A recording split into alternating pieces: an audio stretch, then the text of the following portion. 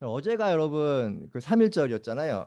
106주년. 그래서 저는 어저께 우리 결혼식 때문에 경황도 없었고 해서 그 뭐냐 정광훈이랑 손연보가 함께 만나가지고 뭐 천만을 이루는 기도회를 하겠다 이런 얘기들이 있었는데 어저께 어떻게 천만이 됐나요? 천만 된 것 같지는 않고 어쨌든 크게 그런 집회는 했던 것 같긴 해요.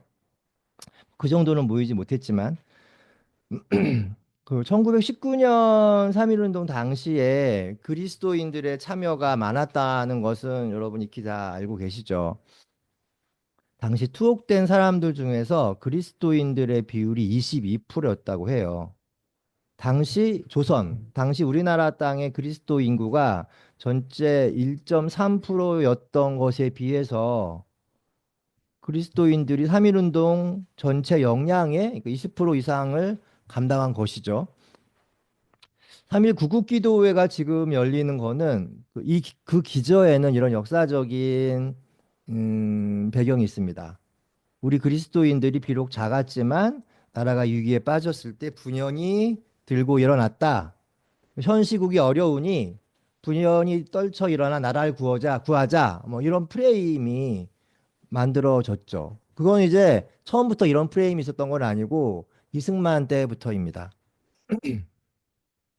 해방 후에 처음 맞는 46년 3월 1일절 집회 때, 그 3월 1일 해방 전국에서 남한의 그 지형을 살피면 좌파와 우파의 비율이 한 7대 3 정도로 좌파 사람들이 많았다고 합니다. 근데 그 좌파가 우세하던 그 기세를 일거에 이제 역전시켰던 계기가 46년 3.1절 집회입니다. 남한 사회에서 우익들의 세를 결집하면서 일거에게 역전시키는 결과가 초래되었습니다. 그러니까 그날 이후로 3.1절 예배는 그런 우파들의 힘을 과시하는 시간이 된 거죠. 뭐 그리고 나서 뭐 박정희가 들어오고 경제 개발을 하고 한국의 그리스도교도 한국교회도 순복음 조용기 목사로 대변되는 그 복음주의, 복음, 축복, 뭐 그런 발전, 부흥 이런 거와 맞물려서 한국교회가 물론 반공주의가 밑에 저변에 깔려 있지만 이런 축복과 번영 신학이 주도하느라 반공주의가 막 그렇게 막 도드라지게 드러나지는 않았어요. 원래 축복과 번영의 방점이 있었기 때문에. 근데 요게 이 잠잠했던 3.1 운동에 대한 구구주의 모임이 다시 이렇게 조금씩 이렇게 올라서게 된 계기가 한국 그리스도교 역사에 보면은 88 선언이라는 게 있어요. 88 선언.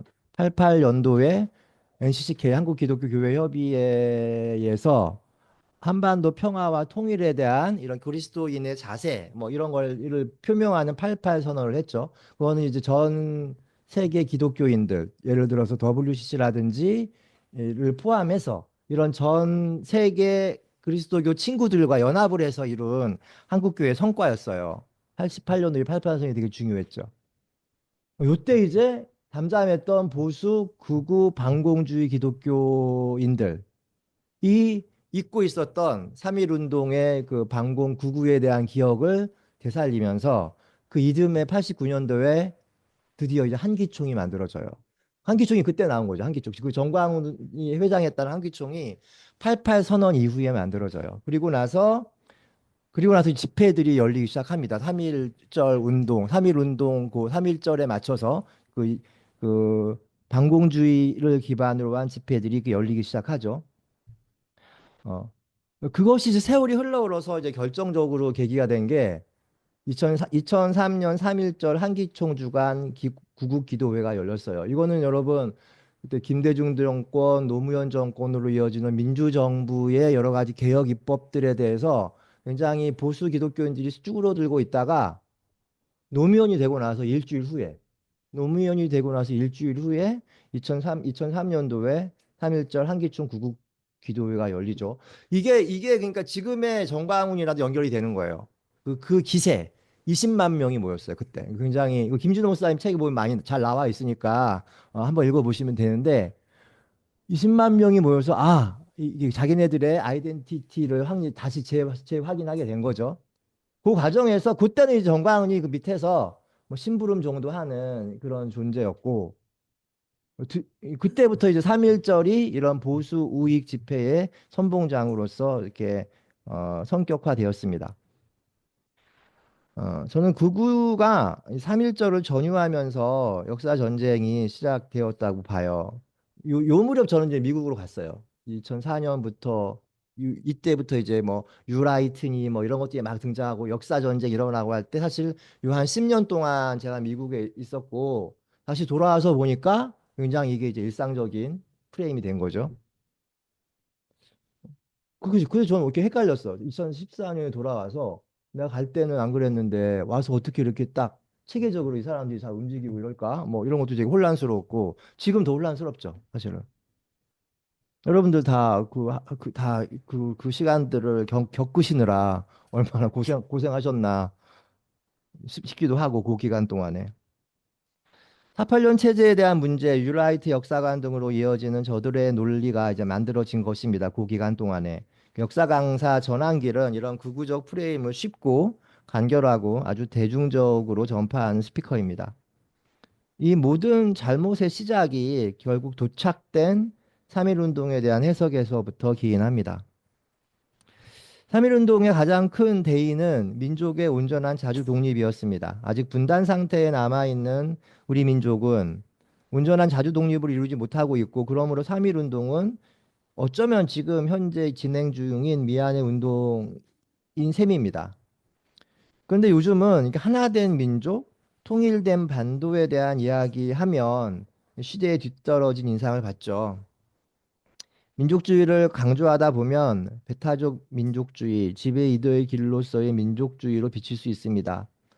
다원화된 세상, 다양한 가치들이 공존하는 세상 속에서 통일보다는 평화, 단결보다는 조화라는 말이 더 환영을 받고 있는 현실입니다. 2025년에 민족주의 혹은 민족 자결을 해야 한다는 말에 저는 100% 동의할 수는 없지만 그럼에도 불구하고 3.1운동의 정신을 외면해서는 안 될 것 같습니다. 3.1운동의 정신이란 역사는 위에서부터가 아니라 아래서부터 중심이 아니라 변방에서부터 변화된다는 것입니다. 물론 그 변혁의 한가운데는 민중이 있습니다.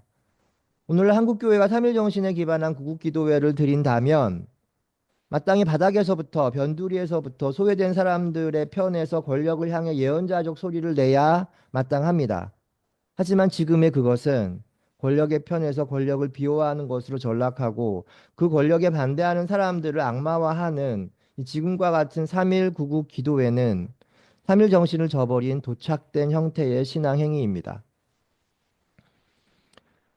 3.1절 기억과 아울러 하나 더 소환하고 싶은 한국교회의 기억 중에 하나는 53년 6월 10일 제38회 예수교 장로구 총회에서 그 총회에서 기장이 출교된 사건이 있었습니다. 53년 호원 총회라고 하는데요. 그때 기장이 네 가지 선언물을 발표하면서 예장과 갈라졌습니다. 네 가지 선언서는 이제 우리 목사 후보생이나 기장에서 장로고시 보거나 목사 시험 볼 때 맨날 나오는 거죠. 네 가지 53년 호원 총회 때 기장의 모토가 뭐였냐? 하나는 이것입니다. 우리는 온갖 형태의 바리새주의를 배격하고 오직 살아계신 그리스도를 믿음으로 구원을 얻는 복음의 장을 확인한다. 신학의 자유입니다. 두 번째, 우리는 전 세계 장로교회의 테두리 안에서 건전한 교리를 수립함과 동시에 신앙 양심의 자유를 확보한다. 신앙 양심의 자유입니다. 세 번째, 우리는 노예적인 의존소상을 배척하고 자립자조의 정신을 함양한다. 자립자주 정신, 이거는 주체적인 신앙, 선교사들에 의해서 일방적으로 이식이 된 신학, 외국의 유명한 신조라든지 교리에 의해서 영향받는 신학이 아니라 우리의 말과 우리의 언어와 우리의 서사, 우리의 역사를 바탕으로 한 우리의 주체적인 신학을 하겠다라는 거죠. 네 번째, 그러나 우리는 편협한 고립주의를 경계하고 전 세계 성도들과 협력, 병진하려는 세계교회 정신에 철저하려고 한다. 이거 에큐메니칼, 여러분 에큐메니칼 신학 몇 번 얘기했었던 것 같습니다. 그 한국 장로교가 이제 여러분 우리는 장로교니까 우리나라 개신교에서 과반이 사실은 장로교죠. 장로교고 대다수가 사실은 예수교 장로회입니다. 우리 기독교 장로회는 이렇게 장로교가 하나로 있다가 1953년 그 전에 지금 문제가 되고 있는 손현보 그 사람은 고신이에요. 고신. 하나의 장로교가 1912년에 이렇게 쭉 있다가 고신이 먼저 나가요. 고신은 이제 신사참배를 반대했던 사람들, 옥중 감옥까지 갔던 신앙적으로 굉장히 열정적인 사람들이었죠. 그 고신이 한국 장로교에서 먼저 나갔고, 그리고 1953년에 그때는 다 예수교 장로회였어요. 예수교 장로회에서 김재준으로 상징되는 조선신학교 출신의 목회자들을 파문시킨 거예요. 이유는 뭐냐 하면 모세오경에 대한 해석, 모세오경이 모세가 쓰여진 것이 아니다 라고 해석을 했기 때문에 지금은 여러분 다 그렇게 받아들이고 있는데 그 당시로서는 그게 이제 이단 이렇게 딱 말꼬리 잡는 게 됐죠. 그래서 조선신학교에서 김재준이 모세는 하나님의 영감을 받은 수많은 사람들이 그 감동으로 모세오경은 쓰여진 것이다 라고 하는 강의를 이 수강생이 듣고 자기 목사한테 가서 꼰지른 거야. 우리 교수님이 모세오경은 모세가 쓴 게 아니래요. 근데 그것이 빌미가 되어서 이제 종교재판까지 가면서 기장이 출교가 된 건데 그건 어쨌든 꼬투리였고 좀 이제 좀 옛날부터 이제 두고 보자 했던 것들이 있었겠죠. 그리고 나서 53년도에 이제 갈라져요. 갈라지면서 요 네 가지의 신앙 고백문을 발표하면서 갈라졌다기보다 우리가 출교를 당한 거죠. 출교. 그래서 그러면서 기장에 대한 약간의 오명, 누명이 쓰여져요. 기장은 이단이라는 뭐 그런 것들이 좀 이제 나이 드신 교회 다니는 나이 드신 성도님들은 그런 인식을 아직도 갖고 있죠. 기장교단은 신학의 자유를 교권주의로부터 지키려다가 추방당한 교회들이 세운 교단입니다. 기장은 우리 한백교원 여러분이 기장에 소속되어 있잖아요. 기장은 신학대학이 먼저 세워지고 교단이 시작된 유일한 교단입니다. 이게 좀 특이한 거죠. 원래 교회가 있고 신학교가 세워진 것이 아니라 신학교가 세워지고 교단이 시작됐다는 거죠. 수유리 신학대학원에 가면 학문과 경과원이라는 커다란 비석이 있는데 이게 우리 학교의 교훈이에요. 신학교인데 학문이 먼저 있고 경건이 그 다음에 왔다는 거. 그것도 또 구설수에 올랐어. 신학교가 학문이 경건이 먼저지 왜 학문이냐 이런 구설수 늘 구설수가 되는 겁니다. 장신대는 얄밉게도 경건과 학문입니다. 아, 그렇죠. 하성재 선생님이에요. 경건과 학문입니다. 똑같은 말이 똑같은 말.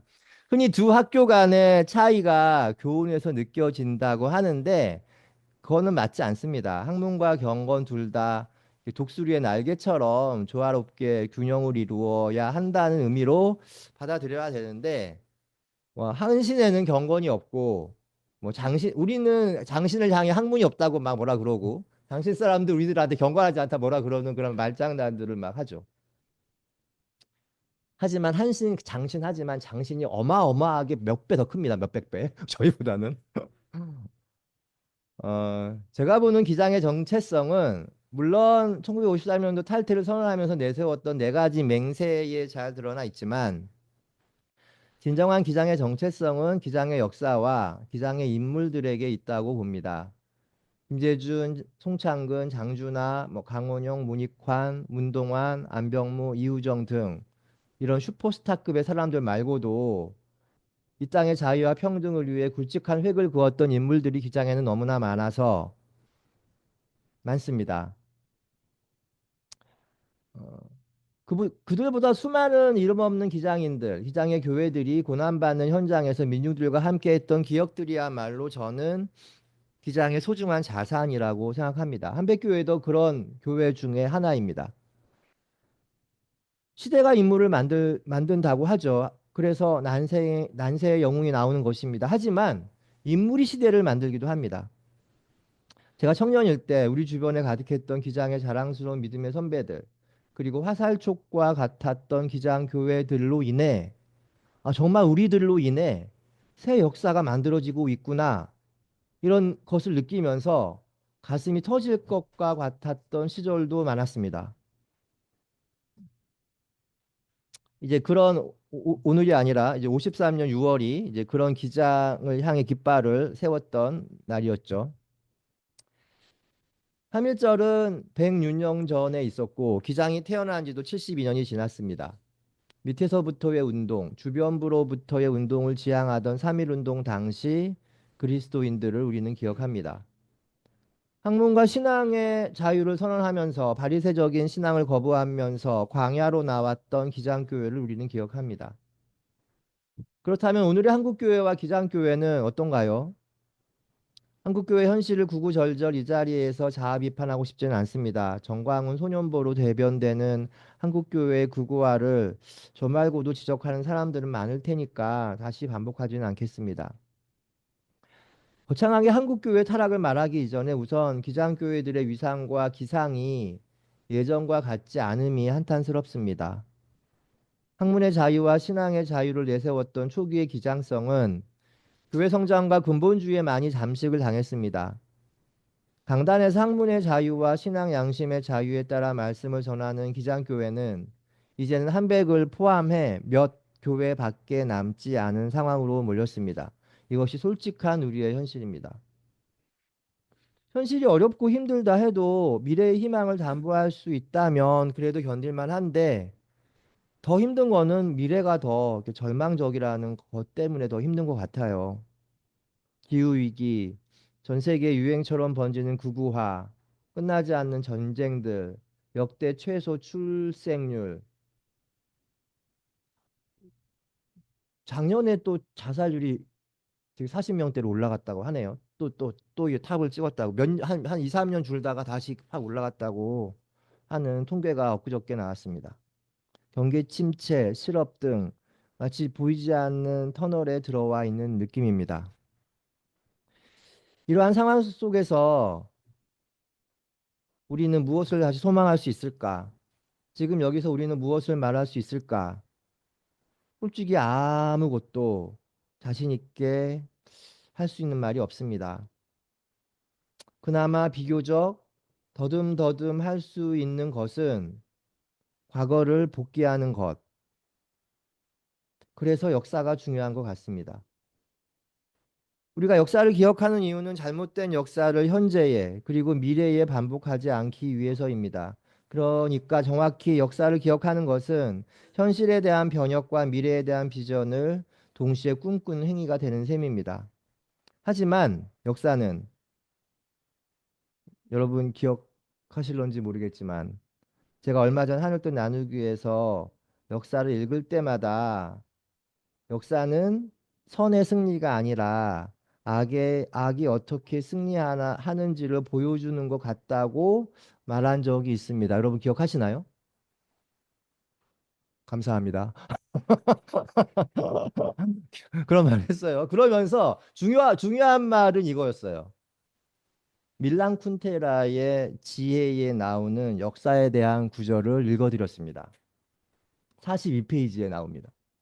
권력에 대한 인간의 투쟁이란 바로 망각에 대한 기억의 투쟁이다라는 말입니다. 이 대목에서 역사와 기억과 권력이 만납니다. 권력이 가장 싫어하는 것은 기억하는 것입니다. 그렇죠. 특별히 죽은 자들에 대한 기억, 애도를 싫어합니다. 그건 뭐 우리나라나 뭐 서양이나 다 마찬가지입니다. 안티고네 이야기가 왜 나왔겠어요? 그 소포클레스 BC 6세기 7세기 다 기억과 애도에 대한 문제들이었잖아요. 권력에 대항해서. 왜 그렇습니까? 역사는 기억될 때 어디로 튈지 모르기 때문입니다. 특별히 실패한 역사에 대한 기억은 성공한 역사에 대한 기억보다 권력의 입장에서는 더 위험합니다. 멀리 가지 않고 우리나라만 봐도 그렇습니다. 세월호에 대한, 광주에 대한, 4.3에 대한 기억은 그것이 좌절되고 실패한 기억이라 더욱 불온하고 위험했던 것입니다. 제가 볼 때 역사 앞에서, 아니 하나님 앞에서 가장 큰 잘못은 역사를 망각하는 것, 구체적으로 폭력에 의한 죽음을, 권력에 의한 죽음을, 누군가의 신념을 위해 동원되는 죽음을, 체제에 의한 죽음을 기억하지 않는 것입니다.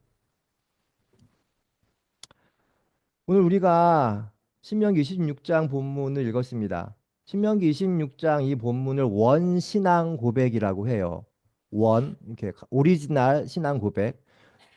문헌학자들에 의하면 가장 오래된 문건 중에 하나라고 해요. 요 원신앙 고백이. 이 신명기 26장을 한마디로 요약하면 기억한다는 것에 관하여입니다. 좀 요 신명기에 대한 신학적인 설명을 좀 해야 되는데 여러분 구약 성서는 역사책이에요, 역사책. 다윗 왕가의 역사 이야기라고 어느 우리 은퇴하신 선생님은 말할 정도였어요. 구약 성서 자체가 이스라엘 역사잖아요. 여러분 역사라는 것이 역사를 기록한다는 것은 사관이 있는 거겠죠. 사관? 어떤 역사적인 역사를 보는 그 뷰가 있는 거잖아. 우리나라도 뭐 민족사관이니 뭐 주체사관이니 뭐 식민사관이 있는 것처럼 이스라엘 역사, 구약성서를 보는 사관이 있는 거예요. 그 사관 중에 가장 대표적인 게 신명기 사관이라는 거야. 신명기. 우리 여기 있는 신명기죠. 신명기 사관이 있고 또 하나의 사관이 역 구약성서에 보면 제일성서에 보면은 역대기 상하 이런 게 있잖아요. 역대기 사관이 있어요. 그러니까 구약 성서는 이스라엘 역사는 신명기 사관이라는 시선으로 보는 역사가 있고 역대기 사관이라는 시선으로 보는 사관이 있다는 거예요. 그러니까 구약 성서를 읽을 때 이게 딱 이렇게 짬뽕이 되어 있어요. 어떠한 부분에서는 신명기적인 시선이 있고 어떠한 지점에서는 역대기적인 사관이 있다는 거죠. 특징은 뭐냐 하면은 신명기 사관은 굉장히 체제 비판적. 야훼 이외의 다른 신을 섬기지 말고 우상을 섬기지 말고 외세를 섬기지 말고 아시리아, 바벨론, 이집트 막 이스라엘 왕들이 섬기잖아요. 다시 야훼로 돌아와라. 뭐 이런 걸 되게 강조하면서 비판적인 의식을 갖고 있는 게 신명기 사관이에요. 그러니까 예언서들이 예언자들이 그런 사람들이었죠. 왕들의 잘못을 지적하는 예언자들은 그러니까 이 신명기 사관의 입장에서 서 있다고 보면 돼요. 하지만 또 이스라엘의 왕들은 왕정을 유지해야 되고 왕권을 수호해야 되고 어떠한 지배 이데올로기도 여러분 다 야훼를 중심을 하자는 건데 그것이 좀 체제화되고 이데올로기화되고 이렇게 제도화되는 과정에서 보수적으로 되겠죠. 그, 그 헌정 질서를 유지하자. 우리가 여러분 헌정 질서를 유지하는 세력이 됐어 어느새. 너무 웃기죠. 헌정 질서를 유지하는 세력이 보수인데 우리가 보수가 된 거예요. 헌정 질서를 유지하는. 헌정 질서를 유지하는 게 역대기 사관의 시선이에요. 헌정 질서를 파기한다.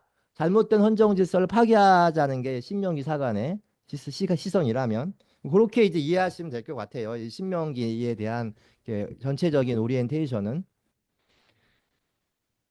신명기 26장은 이스라엘의 가장 오래된 신앙 고백이고 이스라엘이 되풀이하면서 기억해야 할 역사에 대한 내용입니다.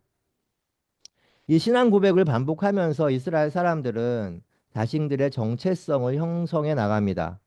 그리고 그것은 단순히 고백에 대한 낭송으로 그치지 않고 드디어 여러분 11조가 나옵니다. 이 역사를 단순히 기억하자라는 것에 그치는 것이 아니라 그 기억이 어떻게 구체화되고 현실화되는가를 위한 방편으로서의 11조라는 나눔의 형태로 현실에서 구체화되었습니다. 기억과 행위, 기억과 수행, 그것이 신명기 원신앙 고백의 골자였던 것이죠. 이스라엘 사람들은 자기들이 떠돌아다니던 근본이 없었던 사람이었다는 사실. 이스라엘 사람들은 자기들이 이집트에서 노예살이 했던 천한 신분이었다는 사실. 그런 우리를 주님이 이집트로부터 탈출시켜 적과 꿀이 흐르는 땅으로 인도하셨다는 사실을 분명히 기억하고 있는 사람들입니다. 그런 기억과 전승은 유대 민족이 바벨론으로 끌려가 디아스포라 유대인이 된 이후에도 유대 전쟁으로 나라가 없어져 뿔뿔이 흩어진 채 살아가는 동안에도 유지되었습니다. 유월절과 안식일을 지키고 토라를 묵상하면서 자신들의 정체성을 지킬 수 있었던 것이죠. 정체성이라는 말이 나와서 그런데 이 정체성이라는 말은 라틴어 아이덴티타스에서 유래했습니다.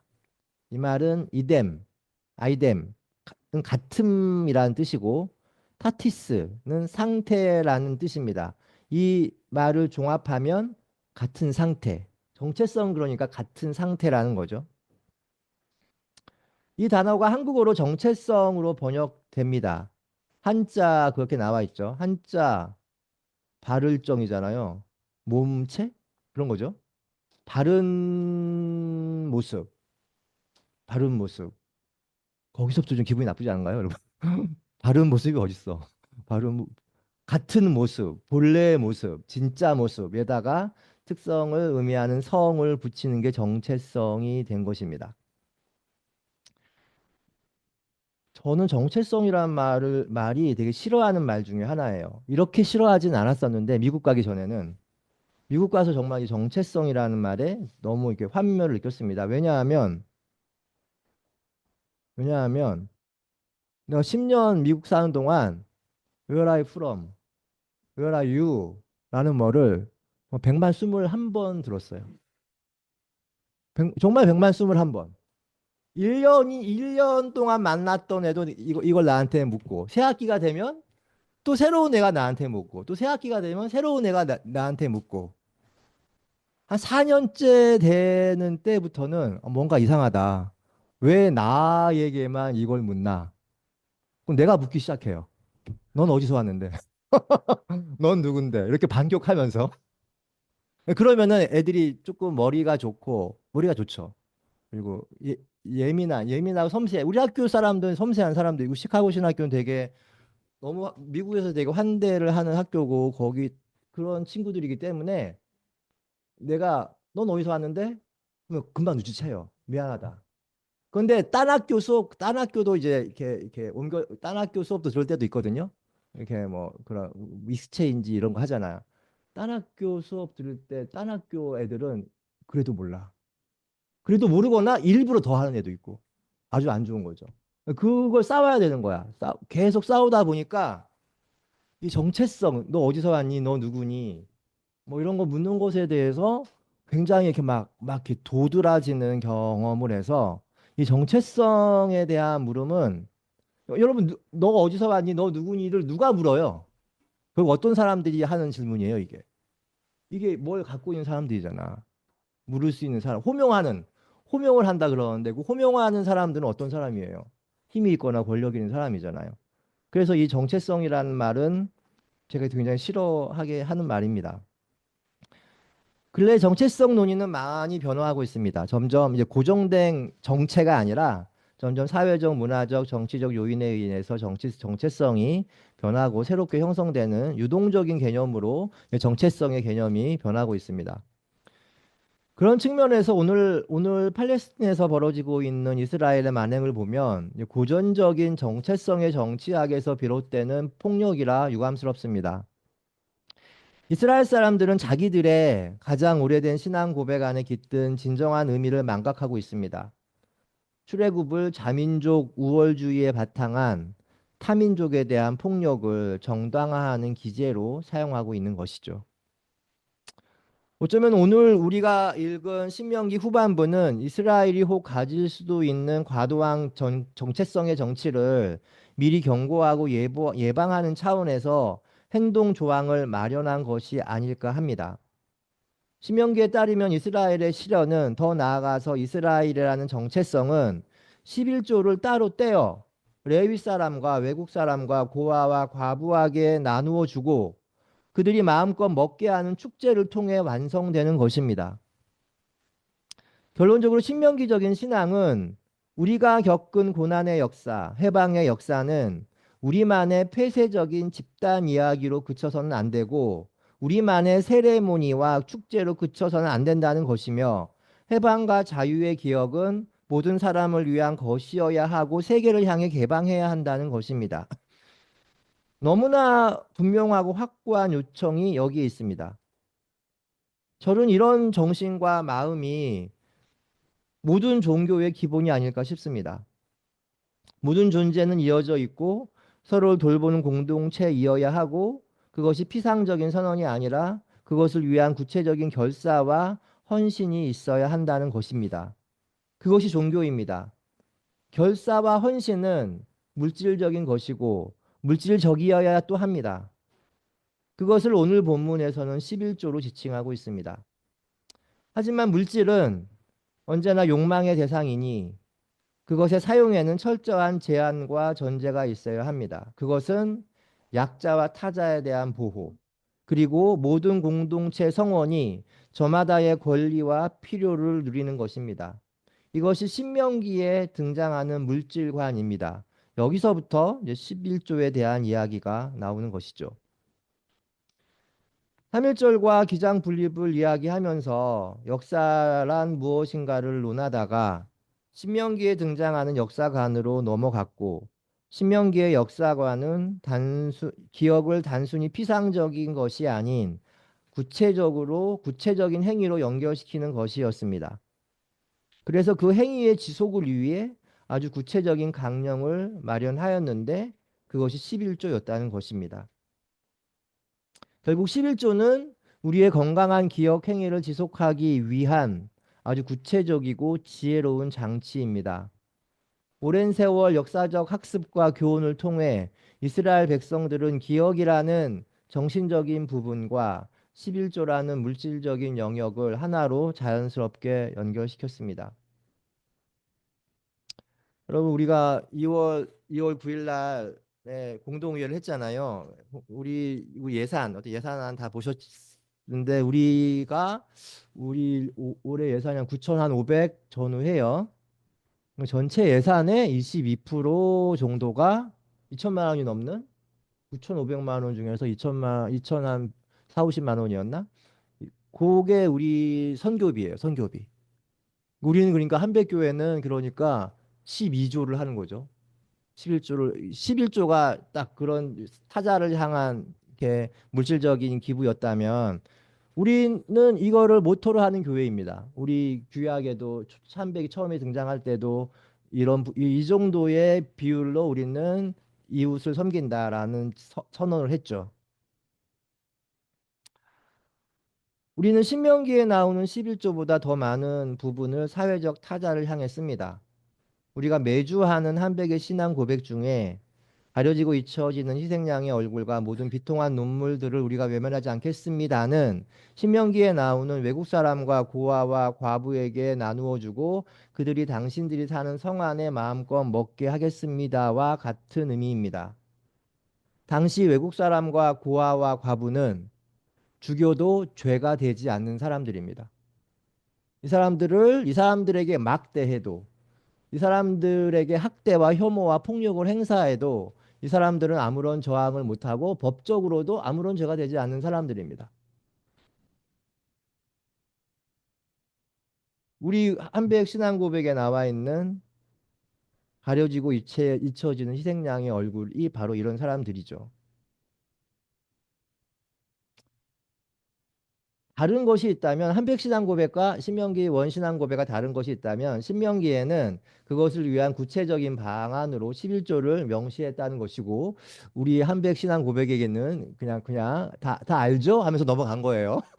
여러분 다 알죠? 하면서 잘 알아서 하세요. 이런 게 약간 점점점이 생략되어 있는 것입니다. 그거를 한백신앙 고백에 11절 넣자고 저는 말하고 싶은 건 아닙니다. 여러분 오해 마십시오. 제가 오늘 하루 동안 어, 11조를 주제로 11조를 주제 11조라는 말 저거 처음 하니까 많이 버벅거려. 어쨌든 오늘 내가 11조에 대한 얘기를 되게 처음 하는 건데 10년 만에 그 10년 만에 뿐만이 아니라 밖에 나가서 11조 얘기할 일이 뭐가 있겠어요. 처음 하는 건데 대정부에 기뻐하시는 모습이 대정부 기쁘신가요? 눈에 선하네요. 뭐 재정부가 기쁠 수 있다면 저 이런 말 해도 괜찮습니다. 우리가 이렇게 물질을 이야기하는 것이 정말 민망하네. 좀 민망하죠. 진보적인 교회 목사들이 이런 거 잘 못합니다. 네. 그래서 정광훈이 부러워요. 사실은 좀.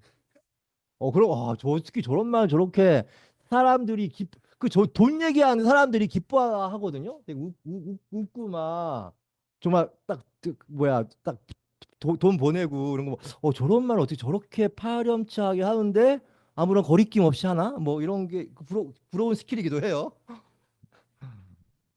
기도해 주십시오, 여러분. 하지만 11조는 우리의 역사에 대한 기억, 그리고 그 기억을 되살리는 것과 유지하는 것, 그리고 새로운 기억을 만들어내는 것을 위한 초속임을 아마도 이스라엘 백성들이 신명기 26장을 쓸 때 미리 깨닫지 않았을까라는 생각을 또 해보게 됩니다. 우리의 정신과 우리의 현실이 우리의 마음과 우리의 현실이 따로 분리되어 있는 것이 아님을 11조를 집행하는 것으로서 신명기는 보증하려고 했던 것이죠. 그러니까 여러분 앞으로 이렇게 11조를 바칠 때 이러한 마음으로 이렇게 드렸으면 합니다. 우리가 바치는 이 헌금이 사회적인 타자들, 가려지고 잊혀진 희생양의 얼굴들, 고아와 과부와 나그네들을 위한 아주 아주 보혈과 같은 의미로 11조가 쓰여지고 있습니다. 이 얘기를 하는 것이 이렇게 민망하네요. 잠시 묵상하겠습니다.